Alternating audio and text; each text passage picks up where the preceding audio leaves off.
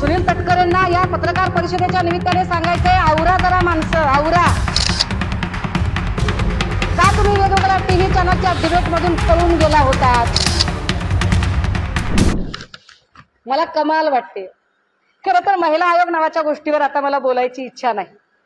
राजकीय पुनर्वसनासाठी जर काही माणसं त्याच्यावर बसवली जात असतील आणि सत्ताधाऱ्यांची हुजरेगिरी करणं हे जर त्यांचं परम कर्तव्य असेल तर त्यावर आम्हाला काही फार बोलायची इच्छाच नाहीये. तोंडही खराब करावं असं वाटत नाही.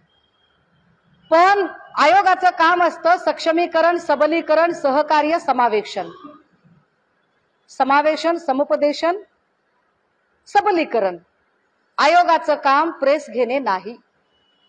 काल मी जे प्रश्न उपस्थित केले ते पोलीस स्टेशन आणि पोलिसांवर केले. बाजूला पोलीस अधिकारी बसले, पत्रकार पोलीस अधिकाऱ्यांना प्रश्न विचारतात आणि पोलीस अधिकाऱ्यांच्या आधीच आयोग पटा राघू सारखा बोलायला लागला. मी आयोगाला प्रश्नच विचारलेले नाही. बरं, आता त्यांनी जे काही प्रश्नांची उत्तरं द्यायला लागले त्या उत्तरांमध्ये खरंच हे गरजेचं होतं का की या मुलीच्या कॅरेक्टर बद्दल का बोललं गेलं? पहिली गोष्ट, तुम्ही तिचं मेल्यानंतरचं कॅरेक्टर असोसिनेशन करताय. मुळात जिथे तपास यंत्रणेवरच माझा आक्षेप आहे, मुळात जिथे पोलीस यंत्रणा संशयाच्या घेऱ्यात आहे, जी पोलीस यंत्रणा संशयाच्या घेऱ्यात आहे, ज्या पोलीस यंत्रणेवरच अनेक प्रश्नचिन्ह उपस्थित झालेले आहेत, त्या पोलीस यंत्रणेने तयार केलेले पुरावे, त्या पोलीस यंत्रणेने समोर आणलेला व्हॉट्सअप चॅट आम्ही किती व्हॅलिड मानायचा बरं? आणि त्या व्हॉट्सअप चॅटच्या आधारे जर आयोगावर बसलेली एखादी व्यक्ती जर सांगत असेल की मुलीचं असं झालं तसं झालं, मग ते 2 ठिकाणी वगैरे, मुळात हा आयोग काय पद्धतीने काम करतो एकदा सांगितलं पाहिजे. जर आयोगाला इतका म्हणजे पत्रकार परिषदा घ्यायचा एवढा नाद आहे, आयोगाला जर एखाद्या मुलीबद्दल इतका कळवळा आहे, तर तो कळवळा वर्षा आगवणे आणि हर्षा आगवणे यांच्याबद्दल का आला नाही? वर्षा आगवणे आणि हर्षा आगवणे यांनी आत्महत्या करताना हे पत्र लिहिलं. हे पत्र त्यांनी लिहिताना याच्यात ज्या सीसी दिलेल्या आहेत, किती तारखेचं पत्र हे? 8/11/2022. विशेष आयोगाला बघा काय लिहिलेलं आहे त्याच्यामध्ये. विषय: फलटण शहर तसेच ग्रामीण पोलीस स्टेशनचे काही अधिकारी व कर्मचारी तसेच सेंट्रल बँक ऑफ इंडिया शाखा गिरवीचे प्राधिकृत अधिकारी श्री किरण डुकरे. बघा चौकशीच्या कक्षेत नावं किती किती येत आहेत ती.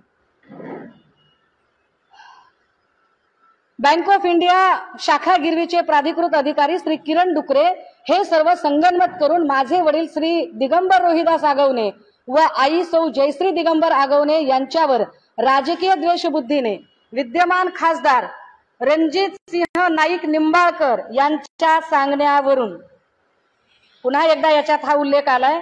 हा उल्लेख आजचा नाही साहेब, हा उल्लेख 2022चा उल्लेख आहे. हे शासनाला गेलेलं पत्र आहे. रणजित सिंह म्हणाले ना की माझा काही इंटरफिअर नाही. पीडित लोकांनी लिहिलेली पत्र आहे आणि त्याचे पुरावे मी आपल्या समोर देते की रणजित सिंह नाईक निंबाळकर यांच्या सांगण्यावरून वेगवेगळ्या खोट्या फौजदारी केसेस दाखल करून त्यांना त्रास देऊन भीतीचे वातावरण तयार केल्यामुळे 6/11/2022 रोजी नैराश्यामुळे व मानसिक ताणतणावामुळे आत्महत्येला सामोरे. काय जर तुम्हाला एवढ्या पत्रकार परिषदा घेण्याचा नाद आहे तर वर्षा आगवणे आणि हर्षा आगवणेच्या प्रकरणात तुम्ही का घेतली नाही पत्रकार परिषद? का नाईक निंबाळकरांना तेव्हाच प्रश्न विचारले नाही? का तुम्ही वैष्णवी हलवण्या प्रकरणात वैष्णवीच्या बाजूने प्रश्न विचारले नाही? का तुम्ही वेगवेगळ्या टीव्ही चॅनलच्या डिबेटमधून पळून गेला होतात? का तुम्हाला तनिषा भिसे प्रकरणात रिपोर्ट सादर करायचा होता जो आतापर्यंत सादर करता आला नाही? मी अजून खूप काही बोलू शकते, पण एखाद्या लेकराचं कॅरेक्टर असोसिनेशन फक्त तुम्हाला आता भाजपकडे उडी मारायची म्हणून भाजपचा एक माणूस वाचवायचा आहे का तर मुख्यमंत्र्यांनी त्याला क्लीन चिट देण्याचा प्रयत्न केला म्हणून तुम्ही तातडीने जाता आणि मुख्यमंत्र्यांची मेहर नजर तुमच्यावर व्हावी याच्यासाठी जर तुम्ही अशा पद्धतीने वागत असाल आणि त्या पोरीचं कॅरेक्टर असोसिनेशन करत असाल तर तुम्हाला काय बोललं पाहिजे? तुम्ही महिला आयोग आहात. महिला आयोग असा बदनामी करत नसतो कुठल्या बाईची. म्हणजे मला सुनील तटकरेंना या पत्रकार परिषदेच्या निमित्ताने सांगायचंय, आवरा जरा माणसं, आवरा. चुकीच्या लोकांना चुकीच्या ठिकाणी बसून पक्ष धोक्यात आणू नका. आणि महिला आयोगाला काळीमा फासू नका, महिला आयोगाच्या कारकिर्दीला कलंक लावू नका, अशा पद्धतीने वागून.